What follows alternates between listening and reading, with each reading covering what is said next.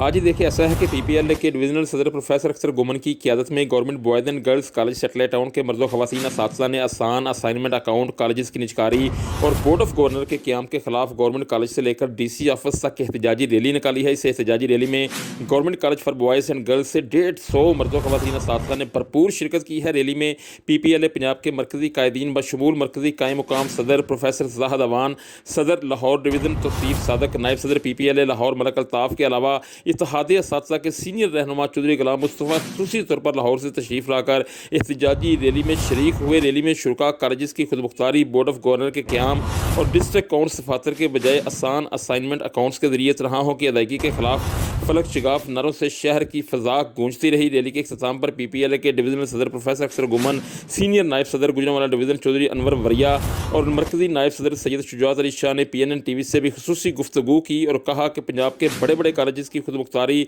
और निजकारी से गरीब तलबा तरीन के जेवर से आरास्ता नहीं हो सकेंगे और आसान असाइनमेंट अकाउंट से तनख्वाहों की अदायगी इन इदारों की खुदमुख्तारी और निजगारी के मुतरादिफ है। अगर हुकूमत ने अपने फैसले पर नज़रसानी ना की तो 22 नवंबर को लाहौर में दमादम मस्त कलंदर होगा और सिविल सेक्रेटेरिएट के सामने पंजाब भर के पब्लिक सेक्टर कॉलेज के असातिज़ा एक बड़ी रैली का इनेकाद करेंगे। इस मौके पर PPL के डिविजनल सदर प्रोफेसर अख्तर गुमन ने सरकारी कॉलेज के असातिज़ा के तमाम सियासी दलों से भी दरख्वास्त की और कहा कि वो 22 नवंबर को लाहौर में सिविल सेक्रेटेरिएट के सामने एहतजाजी रैली में भरपूर शिरकत करें ताकि हुकूमती ईवानों में इनके जायज़ मुतालबात की गूंज पहुँच सके। जी।